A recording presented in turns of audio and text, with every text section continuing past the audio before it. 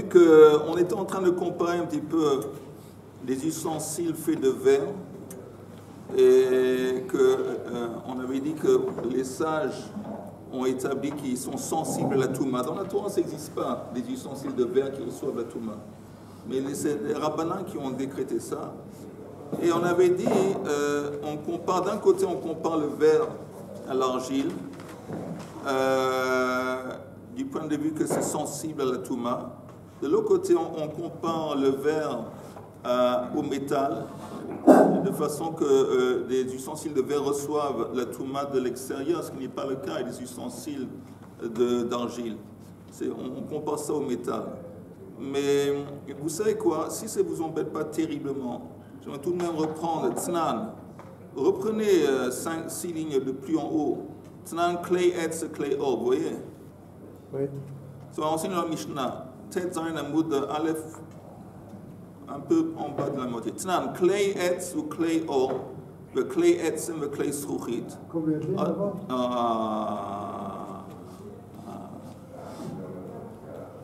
On est à peu près 10 lignes d'en bas, 12 lignes. Tznan, clay etz, le clay or, des ustensiles faits de bois ou de peau. Le clay etz et le clay sruchit, des ustensiles faits d'eau de chèvre ou de mouton, je ne sais pas quoi. Le clay sruchit et aussi des ustensiles faits de verre. Pshutehen tehurin. Quand on parle d'ustensiles qui sont plats, sans un creux, il ne peut pas servir en tant que récipient. C'est comme une planche, disons. C'est comme un plateau. Voilà. Alors, pshutehen, si ces ustensiles comme ça, ils sont insensibles à la touma. Ils ne reçoivent pas la touma. Pshutehen tehurin. Tandis que, ou mekablehen tmein. S'ils ont un creux, comme une assiette ou un bol, un verre, alors là, oui, ils sont sensibles à la touma. Nishberu taharu. S'ils se sont brisés, alors le moment qu'ils ont été brisés, ils ont perdu leur touma. Chazar ve'asam ve'en kelim. Mais une fois qu'on les a reconstruits, remis en place à partir des morceaux qui ont été brisés, alors ils vont résumer et reprendre la touma ancienne qu'ils avaient avant qu'ils ont été brisés. Chazar ve'asam ve'en kelim, mekablin touma, mikanu lehaba. Pardon.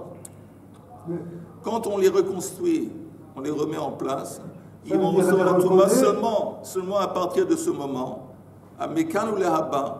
Mais ils vont pas reprendre la touma ancienne qu'ils avaient au début. Oui, est-ce qu'il faut les recoller ou bien les faire fondre, par exemple, des morceaux de verre pour... Non, ça peut être recollé, n'importe quoi. Tu les reconstruis d'une façon ou d'une autre. Mais faire fondre le verre et après c'est la même... C'est le même chomer, le même truc. Pourquoi alors... Attends. Quand on va restituer ou reconstruire ces ustensiles, ils redeviennent un cli. Donc en tant que cli, maintenant, ils redeviennent sensibles à la touma. Mais seulement à partir de maintenant, on repart à zéro. Mais quand nous là-bas, les mafrés à l'eau, mais rétroactivement, non. Ils vont pas reprendre la touma qu'ils ont eu auparavant. Alors, la Gemara demande pourquoi, si tu compares le verre au métal, pourquoi une différence?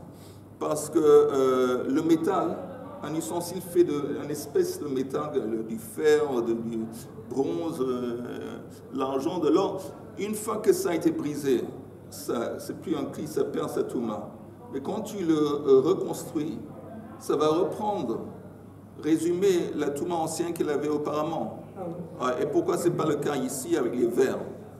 Et les mafrelo, alors la réponse est Klei Sruchit de Rabbanan. L'idée qu'un ustensile de verre pour recevoir la touma, c'est un décret des Rabbanan. Et l'idée que quand un cli a été reconstruit, il va reprendre l'ancienne touma, c'est aussi des Rabbanan. Donc on ne va pas imposer un des Rabbanan sur l'autre des Rabbanan. Betouma de Oraita, quand on parle d'une touma qui est de la Torah, c'est quoi une touma de la Torah? Des ustensiles de métal. Ils reçoivent la touma de Oraita. Alors là, des Rabbanan, ils ont mis ce décret que quand ils ont été brisés et tu les reconstruis, ça va résumer l'ancienne Touma. Achituba Rabbanan Touma. Mais Touma de Rabbanan, quand on parle d'une Touma, de toute façon, la nature de cette Touma, c'est des Rabbanan. Lo achitula Rabbanan Touma. Les Rabbanan n'ont pas imposé la Touma ancienne et on repart à zéro. Ok, on est arrivé jusque là hier. Pshutehen mihalitama. Mais en attendant, des ustensiles de verre qui sont plats, sans un creux, ils devraient recevoir la Touma. Pourquoi? Parce que tu me dis qu'ils ressemblent, ils sont comparables à des ustensiles de métal. Salut Ali. De métal. Et les ustensiles de métal, de hapshutei klei matechot, de oraiteninu. Et eux, ils reçoivent la Touma. Alors la Gemara dit, Avdei behu Rabbanan hekera. Les Rabbanan voulaient faire un signe évident que la Touma, quand on parle d'un verre qui reçoit la Touma, ils voulaient faire un signe que tout le monde va savoir que c'est une Touma seulement des Rabbanan. Qui est Heichi, la dernière ligne, de la dernière ligne de la page Tet Zain Amud Aleph, qui est Heichi de l'ol isrof alayu Trouma vekodashim, de peur que les gens ne vont pas commencer à brûler de la Trouma ou des morceaux d'offrande. Ça veut dire, si tu me dis que les ustensiles de verre, c'est tamé, mais les gens risquent d'oublier que c'est une Trouma de Rabbanan. Alors, si cet ustensile de verre qui est tamé, elle touche la Trouma, alors qu'est-ce qui se passe quand la Trouma elle devient tamée? Il faut la brûler. La même chose avec des morceaux d'offrande, des kodshim qui sont tamés, il faut les brûler.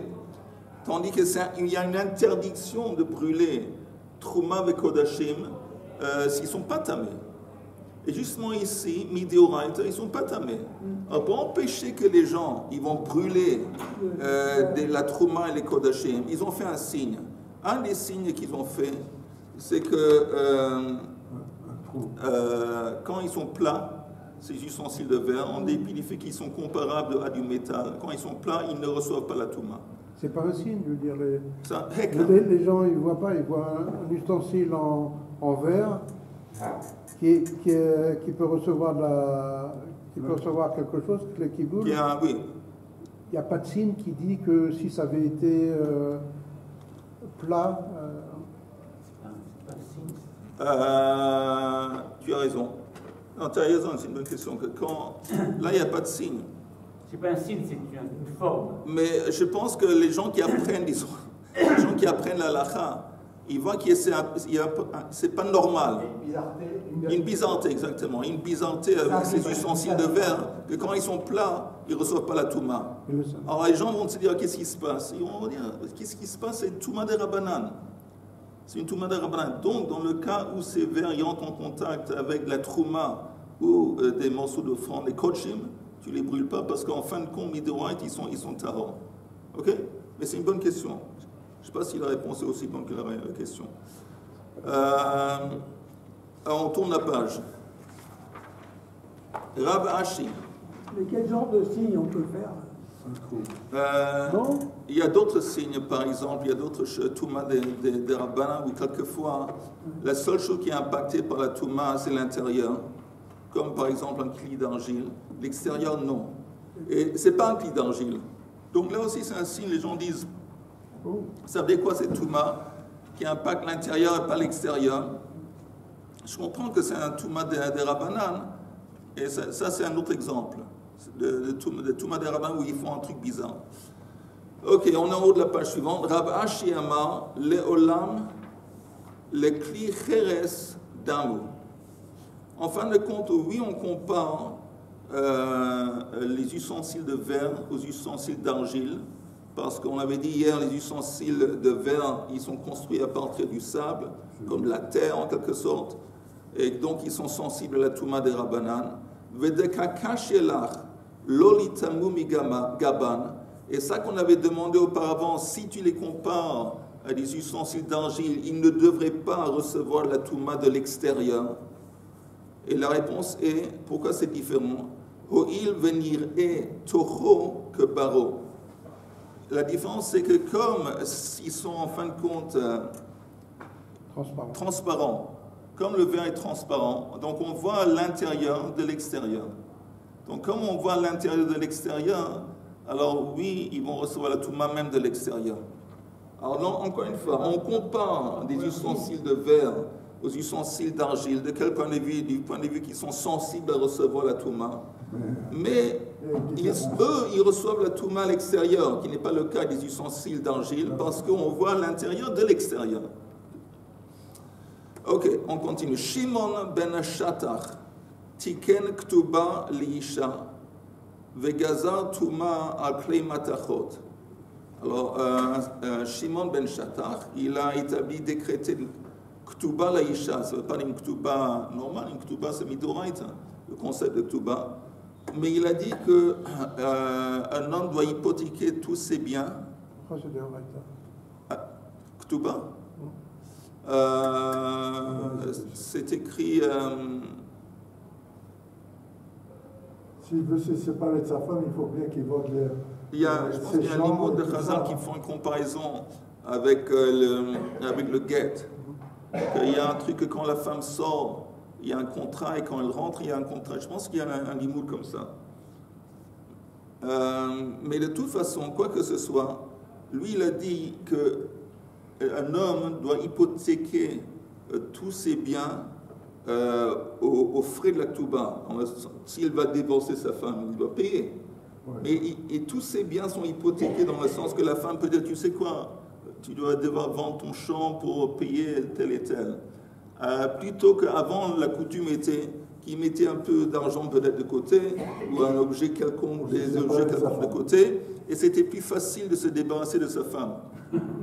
Et pour empêcher que ça soit trop facile de se débarrasser de sa femme, on lui a fait gaffe, parce que si tu te débarrasses de ta femme, que tu saches que ça va te payer, ça va te coûter cher. Donc ça, c'était l'idée de Shimon ben Shatach tiken ktuba laisha. Comment ça se fait de modifier quelque chose sans la présence du mari? Il faut que le mari, normalement, doit être aussi au courant des changements. Non, c'est un changement qui a été établi par le Beit Din. Dans la façon qu'on rédige une ktuba, de façon que dorénavant, tous les biens du Baal, du mari, sont impliqués et liés à la ktuba. Et voilà, c'est pas un truc qui... Le mari, il sait que quand il écrit la ktuba, c'est comme ça. Normalement, il fallait que le mari soit d'accord avec tout ce qui est écrit dans le guet. Oui, il est d'accord. Et là, maintenant, tout d'un coup, c'est pas un guet, c'est pas un guet. C'est pas un guet, c'est la ktuba. La ktuba, sans lui demander son avis, on lui demande pas. Non.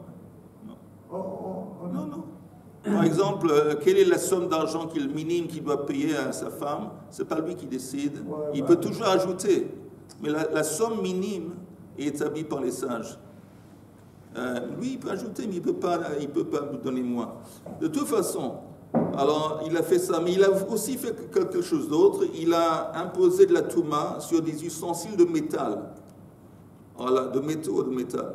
Alors la Gemara dit, attends une seconde, klei matechot de oraïtaninu, la touma, la possibilité de recevoir la touma, ce n'est pas des rabbanan, ça vient de la Torah. D'Ertiv est intéressant que ça vient de notre paracha, ou plutôt de la paracha précédente. Ertiv ach et azahav vet kesef. J'ai voulu le verset en entier. Ach et azahav ואת הכסף, את הנחושת, את הברזל ואת הבדיל ואת העופרת. On parle du butin que Israël ont pris des Midianim. Et la Torah dit que des ustensiles qui sont faits de métal, il faut les pas seulement tremper, il faut les cachoriser. Ouais, ça dépend de la chose.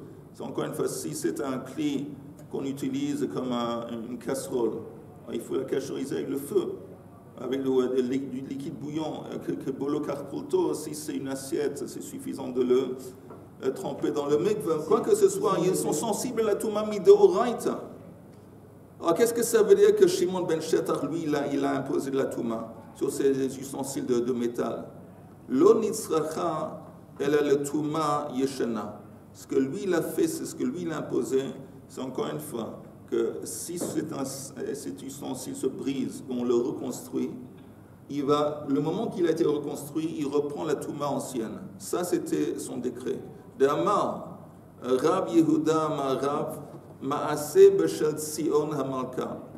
Il y avait un fait qui concernait la reine Tzion. Chez Asta Mishte Livna, elle a fait une fête pour son fils. Venitmeu Kol Keilea. Et pour une raison ou une autre, tous les ustensiles pour le banquet, pour le festin, sont devenus tamés. Qu'est-ce qu'elle a fait? Ou Shevaratan. Elle a brisé tous les verres, tous les ustensiles. Ou Netanatan, les tsoref. Veritran. Et après, il a transmis les morceaux brisés des ustensiles. Un tsoref. Un tsoref, c'est quoi? Orfèvre.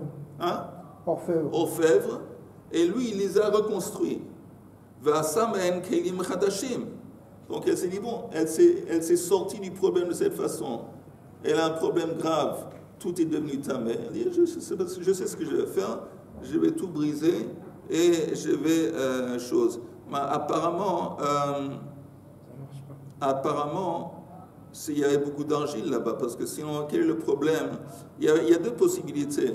Ou c'était de l'argile qu'on ne peut pas mettre dans le mikvah, ou c'était une touma grave qui dure 7 jours. Parce que sinon, il n'y a pas besoin de les briser, tu n'as qu'à les tremper dans le mikvah, d'accord? Pourquoi elle a eu besoin de briser tous les ustensiles? Je dis encore une fois, c'est seulement si des ustensiles d'argile qu'on ne peut pas tremper dans le mikvah. Et ce serait bizarre qu'une reine va utiliser des ustensiles d'argile. Et si c'est des ustensiles normaux, normalement, c'est seulement s'ils ont rentré en contact, disons, avec un mort, qui va les rendre tamés pour 7 jours. Alors là, c'est un problème, parce que si la fête, c'est le lendemain ou dans 2-3 jours, alors elle est foutue. Alors, apparemment, on parle de ce cas. Et justement, regardez le Rashi qui dit Kol Keileha, c'est la 4e ligne d'en haut de la page. Le Rashi, le titre Kol Keileha. Bemet. Oh, Rashi précise qu'ils sont devenus tamés parce qu'ils sont rentrés en contact avec un mort. Qu'est-ce qui se passe quand quelque chose a touché un mort? Il est tamé pour 7 jours, que ce soit une personne ou un cli. Et il faut que le troisième et 7e jour, on asperge de l'eau khatat. Il y avait un petit peu de effort khatat, de la vache rousse, et voilà. Alors, ça, c'est un problème. Pourquoi c'est un problème? Les fikar shvaratan, les maher taharatan, les bobayom. Elle voulait à tout prix que ces clis vont être purifiés le jour même ou pour le lendemain. Alors, qu'est-ce que les chachamim sont intervenus? Ve'amru chachamim yachzuru le tumatan yeshana. Ils ont dit, ça ne va pas t'aider, Madame la Reine, parce qu'on a établi qu'ils vont résumer la Touma, ils vont reprendre, une fois que tu les as reconstruits à travers l'orfèvre, ils vont néanmoins résumer l'ancienne Touma. La Gemara demande pourquoi ils ont fait ça, les Chachamim. Maïtama, Meshum Geda Meichatat Naguba. Ils ont voulu protéger le concept de l'eau de la vache rousse, Meichatat. Ça veut dire quoi protéger? Parce que sinon, ça devient trop facile. Chaque fois que quelque chose devient tamé, un cli devient tamé de Tumat Met, alors au lieu d'attendre le processus Meichata, 3e jour, 7e jour, les gens vont briser et reconstruire, risquent de faire ça. Et à force de faire ça, ils vont rendre obsolète. Comment on dit obsolète? Obsolète la mitzvah de Meichatat. Donc ils ont fait ça pour protéger Meichatat. La Gemara dit Hanicha, ça marche. Le man de Amar, lo le kol atumot amru, elle est le tumat amet. Cette idée de résumer l'ancienne touma, cette imposition de Rabbanan, cet décret de Rabbanan, ça marche si tu me dis qu'ils ont fait ça uniquement pour une touma de met. Donc tu me dis qu'ils ont fait ça, ça résume la touma pour protéger le concept de meichatat. Bilvad amru. Shapir, selon ça marche. Mais il y a d'autres qui disent que l'idée d'une touma ancienne, ça s'applique même à d'autres espèces de touma, à part toumat met. Et l'allemand d'Amar l'école Hatumot Amru, que quand un cli est devenu tamé, sans être entré en avec un maître, mais même une autre touma, et tu le brises, tu le reconstruis, il va résumer l'ancienne touma. C'est même d'autres espèces de touma. Alors pourquoi ils ont fait ce gzera? Maïk le meima. Amarabaya gzera, shema loïkaveno bichdei taharato. Parce qu'ils ont dit qu'ils ont eu peur que peut-être la personne ne va pas briser le cli suffisamment. C'est quoi suffisamment? Pour qu'un cli, il perd son statut de cli et il est brisé, il doit être rendu inutilisable. C'est quoi la définition inutilisable? Que quand il y a un trou assez grand pour faire passer un rimon, comment on dit rimon en français? Grenade. Une grenade. Si le trou est assez grand pour passer une grenade, le cli il est hors combat. Un grain de grenade? Non, pas le grain. Une grenade elle-même, un grand trou. Donc il faut briser. Oui, c'est pas suffisant de faire un petit trou, il faut faire un grand trou. Et alors là, vraiment, tu peux dire, parce que si c'est un petit trou, tu entends, si c'est un petit trou, alors ça veut dire que tu ne vas pas pouvoir mettre dans ce récipient des olives, des grains, mais tu vas pouvoir continuer à utiliser le récipient pour mettre des oranges, pour mettre des bananes, pour mettre des grenades. Mais si le trou il est assez grand que une grenade ça passe, alors il est vraiment inutilisable. Donc ils ont eu peur les sages, que quand tu brises, tu ne vas pas briser suffisamment. Ça c'est une explication. Et une autre explication, Rabba Amar, Gzera Shema Yomru Tevila Bat Yoma Olala. Ils ont eu peur que les gens risquent de dire que la tfila le même jour, ça marche. Que tremper le cli le même jour, ça marche. De quoi on parle? Nous, on sait que quand il y a des ustensiles qui sont utilisés par les Kohanim, quand ils utilisent la trouma, nous, on sait que tout ce qui concerne la trouma, la purification pour la trouma, que ce soit le Kohen ou les ustensiles qu'il utilise pour préparer la trouma, c'est pas suffisant de tremper ça dans le mikvah. Il faut attendre Ha'arev Shemesh, la tombée de la nuit. Alors, si tu me dis qu'il y a quelqu'un qui voit que ce cli, le matin, il était tamé. Après, il voit il a vu qu'il était devenu tamé. Et il voit que l'après-midi, il utilise. Donc, il va dire, bon, en fin de compte, c'est suffisant de tremper. Il a dû tremper le cli dans le mikvah. Et Shalom à Israël. Moi, j'ai vu qu'il est devenu tamé le matin. Et je vois qu'il utilise le soir, avant la nuit, ou tard l'après-midi. Alors, apparemment, le mikvah, ça suffit. Et ça ne suffit pas dans le cas où c'est des kélim qui sont utilisés par des kohanim. Alors, pour empêcher que les gens ils vont sauter la mauvaise conclusion, et c'est une autre explication pourquoi ils ont dit ça va résumer la touma ancienne et tu vas devoir attendre. Ok, il y a deux explications différentes. Et la Gemara demande entre ces deux explications de peur que tu ne vas pas briser le cli suffisamment ou de peur que les gens vont penser que la tfila le jour même c'est suffisant. C'est quoi la différence entre les deux? Mai beinayu, c'est quoi la distinction entre ces deux explications? Ike beinayu, vous voyez le aleph bet. C'est aleph, c'est ike beinayu. Il y a entre eux de ratzfinhu meratzaf. Ratzfinhu meratzaf, c'est briser en petits morceaux. Alors briser en petits morceaux, alors apparemment celui qui dit qu'on a peur qu'il va penser qu'il a mis dans le mikvah, il ne va pas penser une seule chose. Parce qu'il voit que ça a été reconstruit. Il voit que ça a été reconstruit. Donc il ne va pas penser que le jour même ça a été trempé dans le mikvah. Tandis que celui qui dit que la xéra c'est de peur que tu ne brises pas suffisamment, ça reste. L'interdit, il reste en place. Parce que, dans ce cas, il a été brisé à fond. Mais ça ne veut pas dire que dans les autres cas, quand les gens y brisent, ils vont briser à fond. Et donc, cette zéra, ça resterait. Ok. C'est clair, plus ou moins? Plus ou moins. Ok. Plus ou moins, c'est déjà pas mal. Veidar, c'est quoi? Apparemment, on avait dit qu'il y avait 18 18 décrets qui ont été décrétés dans le grenier de Hanania Ben, j'ai oublié son nom, Ben Tradion ou je ne sais pas quoi, on va voir bientôt. Il y a encore un décret qu'il faut ajouter à la liste. C'est quoi encore un décret? Veidar et l'autre, Maïhi. Detnan, c'est enseigné dans une Mishnah.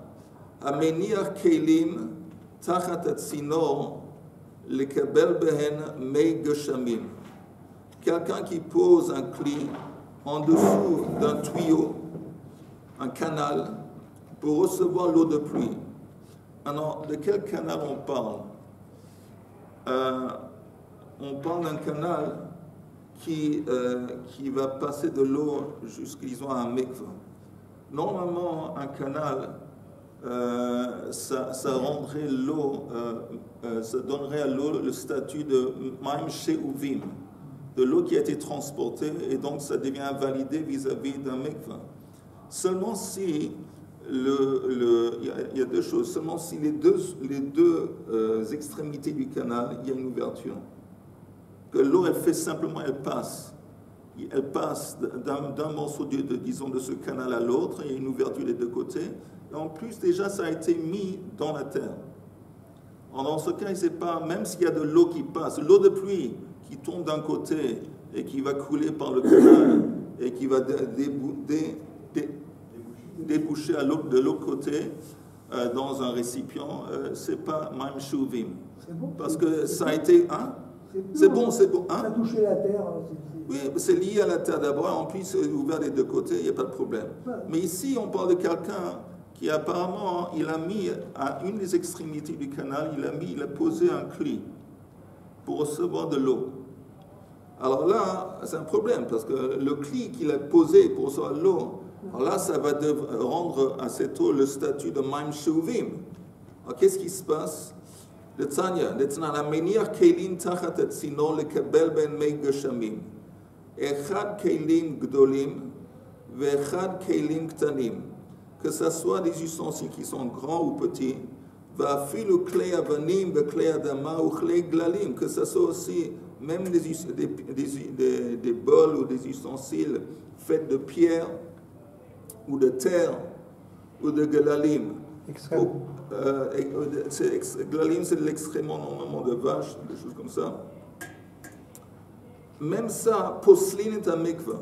C'est que si tu prends de l'eau de ce cli et tu le verses dans un mikvah, avant que le mikvah arrive, comme on avait dit avant qu'il arrive à une quantité de Arba'im Seah, vous vous rappelez, on avait dit qu'avant qu'il arrive à Arba'im Seah, si on va introduire dans le mikvah Maim She'uvim, de l'eau qui est épuisée, ça va rendre l'eau invalide, même si tu rajoutes beaucoup d'eau de pluie après. Tandis que une fois qu'il y a Arba'im Seah, mais tu peux rajouter autant d'eau puisée que tu veux, il n'y a pas de problème.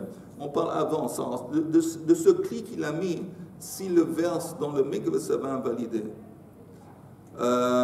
Poslin est un mikvah.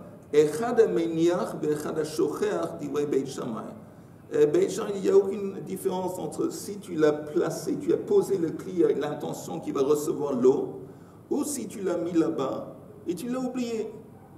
Peut-être tu avais en tête de le prendre, mais tu l'as oublié. Dans les deux cas, l'eau qui a été rassemblée dans le cli va invalider le mikvah, Maim Shuvim. Beit Hillel, tandis que Beit Hillel metaharin, beshocher. La marloque est entre les deux, c'est qu'est-ce qui se passe s'il oublie. Beit Hillel va dire, si le type il a oublié le cli près du canal, alors il dit, s'il a oublié, c'est pas Maim Shuvim, il n'avait pas eu l'intention de les transporter, et donc ça va. Donc Beit Shammai, il va invalider. Amar Rabbi Meir, Nimnu veravu Beit Shammai al Beit Hillel. Rabbi Meir dit justement sur ce point, sur cette dispute, les Beit Shammai, il y avait plus de gens en Beit Shammai que de Beit Hillel, ou Modin Beit Shammai Beshocher, voilà. Et donc c'est devenu une des 18 décrets qui ont été décrétés selon Beit Shammai. Vemodim Beit Shammai, mais Beit Shammai serait d'accord Beshocher Bechatser Shutahon, que si le type il n'avait pas placé le cli près du canal, près du tuyau, il avait posé quelque part au milieu de la cour, il l'avait oublié dans la cour, alors là c'est différent. il serait d'accord que l'eau dans ce cli, ce n'est pas un même shuvim. Amar Rabbi Yossi Adain Machloket Bimkoma Omedet. Il dit c'est faux. Ça ne fait pas partie des 18. Qu'est-ce qui s'est passé les 18 décrets qui ont été en fin de compte décrétés selon l'opinion de Beit Shammai? Quand en fin de compte Beit Hillel sont devenus d'accord, ils sont devenus d'accord à l'opinion de Beit Shammai.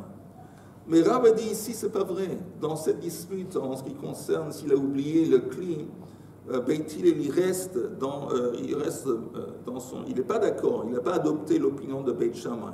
Donc ça ne fait pas partie de l'ensemble des 18. Amar Rav Meshach Yadavei Rav Amre Hakol Modim Kshehinicham B'Shat Kishur Avim.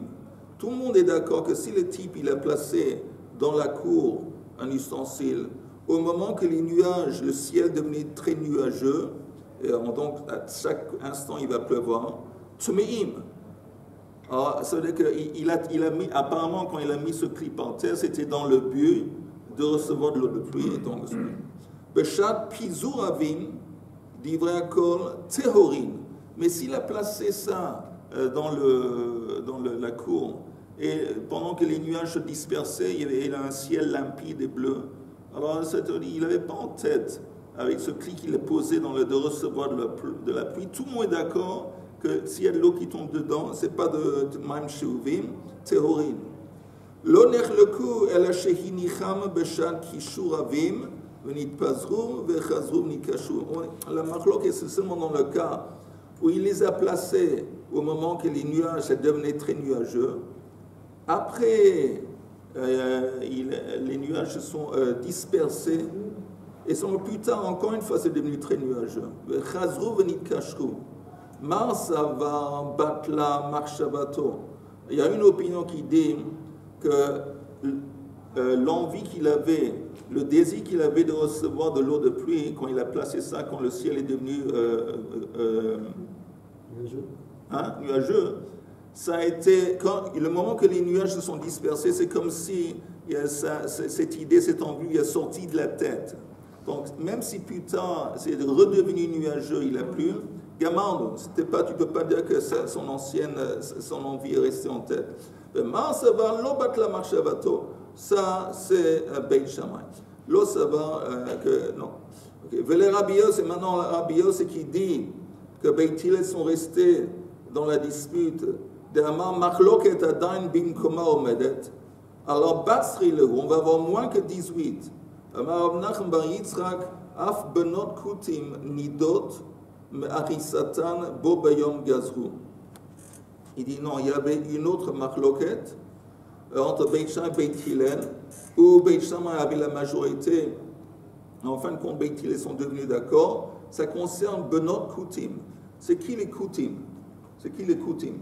Les Kutim, c'est des gens qui ont été importés en Israël par Sancheriv. Pourquoi il a fait, comme on dit, des population transfer, des transferts de population? Dans quel but? D'affaiblir le sens de nationalisme. Parce qu'il dit que si les gens, tant que les gens ils restent dans leur place, ils risquent de se sentir nationalistes et un beau jour de se rebeller contre mon empire. Donc on va faire des transferts de population pour affaiblir le sentiment nationaliste. Entre autres, il a pris des gens d'Afrique, de Kouta. Kouta, c'est un pays en Afrique. Et il les a établis, il les a mis au Shomron. Koutim. Maintenant, en parlant des Koutim, qu'est-ce qui s'est passé? Que dans le Shomron, à l'époque, il y avait des lions. Et ils étaient agressés et attaqués par des lions. Alors, ils ont dit on doit se protéger des lions ici. On va adopter la foi qui est locale, la croyance locale, à Kadosh Baruch Hu, pour nous protéger des lions. Et en quelque sorte, ils se sont convertis et ils ont été reconnus par les sages en tant que convertis. Jusqu'à un beau jour, je ne sais pas si c'est un siècle plus tard, peut-être plus, ils ont retrouvé dans leur village une statue de colombe. une statue de colombe vers laquelle ils se prosternaient. Donc ils ont compris qu'ils sont restés dans l'idolâtrie et leur conversion est devenue invalidée. Quoi que ce soit, les filles d'Écoutim, qu'est-ce qui se passait? Ils ont accepté toutes les lois de la Torah, mais tout ce qui est Rabbanan, pas tellement. Alors, les Rabbanan, qu'est-ce qu'ils ont fait? Regardez juste un Rashi. Le Rashi qui dit, regardez Nidot Me'aris Satan. C'est le niveau. C'est à peu près une douzaine de lignes d'en bas de la page dans le Rashi. Nidot Me'aris Satan. Troisième ligne. Une nida, il a fait une nida depuis le berceau. Miyom Shnoda de Gazrin Delma Chazai Nidot de Ktana Bat Yom Metama Benida. Théoriquement, un bébé, une fille de 1 an, un jour, théoriquement, ça se passe, théoriquement, s'est lavé du sang, elle a un statut de nida. De Tanya, Ein Yela Isha, Tinoket Bat Yom Echad le Nida Minayin, Talmud Lomar Veisha, Veisha. Le mot, les sages ont compris de la Torah, elle rendrait même un bébé d'un jour nida. Vekutim, Ein Dorshin Midrash. Mais les Kutim, eux, comme ils n'adoptaient pas toutes les drachot qui sont pas, les choses qui ne sont pas évidentes dans le texte de la Torah, ils n'ont pas accepté ça. Veki Chazian, l'homme farshela, Hilkach, Gazur Behu Rabbanan. Quand, disons, les Kutim n'ont pas accepté cette idée qu'une petite fille qui a des règles, elle a un statut de nida.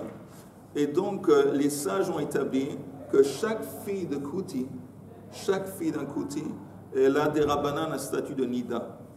Jusqu'on va savoir, pour ceux qu'elle s'est trompée dans le mikveh, elle a un statut de nida. Donc, si par exemple, elle s'assoit sur une chaise, elle rend la chaise encore une fois av fatuma, et tout ce qu'elle touche, elle rend tamé. Ça, c'est un décret des rabbanan. Benot kutim nidot marisotam bo bayom gazu. Ça a été établi le jour même. Et c'est un des décrets que Beit Shammai a établi, que Beit Hillel plus tard ont adopté aussi. Donc ça, on va ajouter ça à la liste. Ok, on va arrêter ici. J'aimerais revenir avec le cli et les nuages. Oui.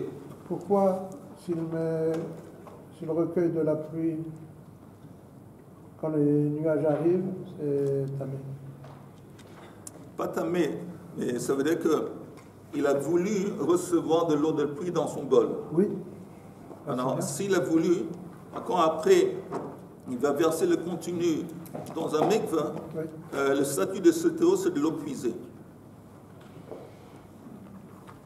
Tandis que s'il a laissé son cri dans la cour, il n'y avait pas de nuages et il commençait à pleuvoir, ça ne veut pas dire qu'il avait l'intention de recevoir de l'eau là-bas. S'il y a de l'eau, ça ne veut pas dire qu'il a eu... Apparemment, l'eau puisée, ce n'est pas simplement physiquement de le transporter, c'est l'intention de le prendre, l'intention de le transporter. Et comme il n'avait pas eu l'intention, ce n'est pas une définition de l'eau puisée.